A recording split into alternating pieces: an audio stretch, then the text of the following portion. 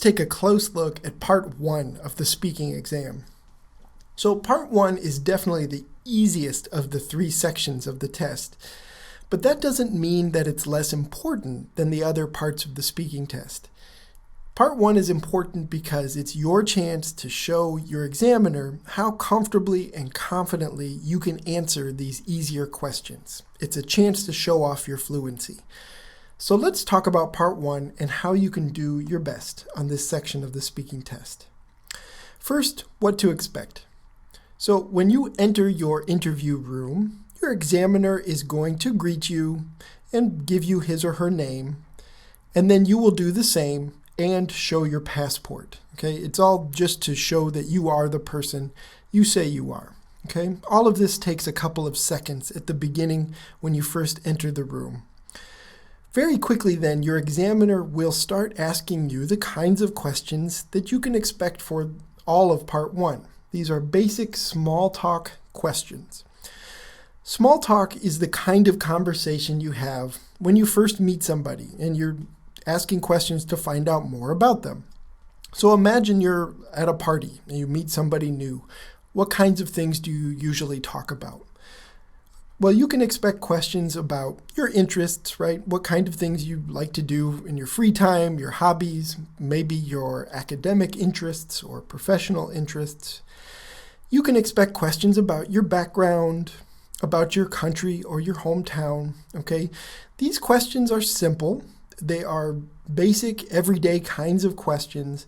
And one of the reasons the IELTS starts with these kinds of questions is just to see how well you can handle these easier topics at the beginning. But another reason they ask you these questions is to help you relax. So the IELTS knows that this interview is kind of a stressful and maybe even for some students, even a scary experience, okay? You're nervous about going in and talking to this examiner you don't know. So they give you easier questions at the beginning so that you can hopefully relax and feel as comfortable as you can with your examiner, okay? Try to do that. Try to calm yourself down to just focus on the questions that are being asked of you and do your job during this short interview that you have to do. So you can expect in part 1 that you're going to talk about 3 different topics, okay? That's normal for part 1. So your examiner may start with questions about your family, then move to a new topic, maybe places you've traveled or places you would like to travel, and then finish up with questions about your academic or professional interests. That would be a normal sequence of topics for part 1. The whole section lasts about 4 to 5 minutes before you'll move on to part 2. But don't worry about the clock. Your examiner is in control of the time and will move the interview along as he or she needs to. This can mean sometimes that the examiner will cut you off or will stop you before you've finished saying all the things you had to say about something. Don't worry about that. The examiner is just trying to move along so that he or she can get through all the questions that need to be asked for your speaking exam. It's not a bad thing. It's just the examiner being in control of the time. Just follow the examiner's lead and answer the questions the best you can. Okay, so here are some tips for how to succeed in part 1.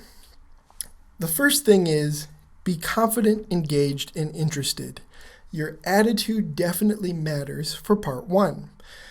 When you're practicing and thinking about what you're going to do for your speaking exam, think about going into that room, looking your examiner in the eye, and sitting up straight and trying to be as confident, as interested as you can, okay?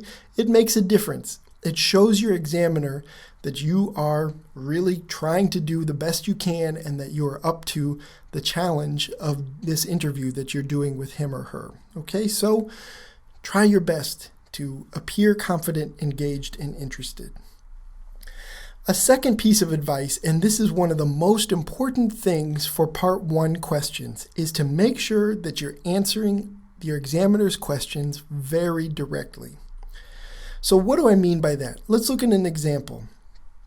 A direct answer answers a question and only that question in a very, very direct way. Let's look at this question here. What is interesting or special about your hometown? That would be a normal Part 1 question that your examiner may ask you. A good and direct answer to this question is down here. So you might say, my hometown is unique because people from all over the world live there, even though it's a very small city. Okay, so if most small cities maybe are not very diverse, this answer is a good one because it focuses on hometown, okay, and it is mentions something that is special or interesting about that hometown. It answers the question very, very directly, okay? Here's an example of a question that is not as good, an answer that is not as good because it doesn't answer the question in this same direct way. So we can read it here. I have a lot of great memories of my hometown. My friends and I used to have so much fun playing with each other during our free time. Okay, this answer is about hometown, yes, so the topic is similar. But notice how this answer does not focus directly on the exact information that the interviewer asked for. You were supposed to provide something that was interesting or special. This answer talks about good memories and friends, but never mentions anything about why those things are unique or special or might be interesting to somebody else. This answer is not as good, and it would receive lower points on this in Part 1 because it's not a very direct answer. This relates then to the issue of how long your responses should be. So some students wonder, do I need to give very short answers or long answers? So how long should responses be? Well, very short one-word answers are always bad, okay? Yes, no, with no explanation is not a good answer for any section of the speaking test, okay? But more important than how long your response is, so if you respond with a sentence or two, or if you respond with a long paragraph, the most important thing is that your answer directly answers the question, as we just discussed, okay? So you can provide short answers. If you provide a 1 to 2 sentence answer, your examiner will probably ask you follow-up questions, okay? If you answer with a longer answer, that's good too. If it's direct and it directly answers the question and stays on topic, it's a good way to demonstrate your fluency if you can say a little more, okay? Just make sure your answers are direct, whether they're short or long. All right, so here's an example. What do you like to do for fun on the weekend? Okay, this would be a really good, longer, and more fluent answer. I enjoy spending time with my friends. We often watch movies or go out to dinner. Sometimes I want to do something active. I frequently play soccer or go for a long hike in the woods. In general, I just like to get out of my house. Okay, this is a longer answer, but it stays on topic, right? What kinds of things do you do for fun? All of these things relate to that, so it's a good answer to the question.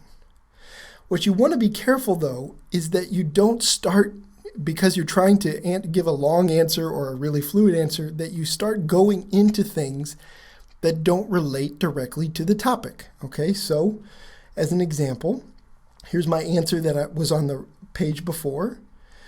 Here's maybe an example of somebody who started talking and adding details that didn't really relate to the question, and this would then bring the student's score down. So if somebody started talking about, well, last weekend my friends took me to a new restaurant downtown. I like the food, but the atmosphere wasn't very nice. Okay, this is a detail that doesn't really relate anymore to this question that was asked of you. The examiner didn't ask you about a recent experience at a restaurant or something you specifically did last weekend, okay? So don't go into those kinds of things. Keep your answers direct and focused, and you will do well. So how should you practice for Part 1? Well, the most important thing to do is to answer as many practice questions as you possibly can.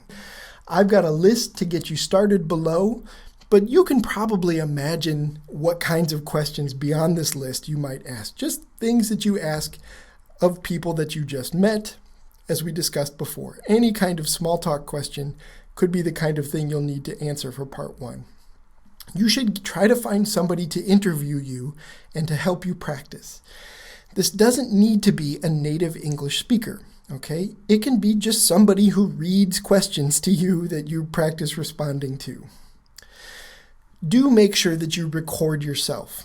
You should definitely record yourself so you can really look at your own responses critically. You want to think about how you responded and think about improvements to your responses. So you should ask yourself questions as you listen to yourself. Did I answer the question directly?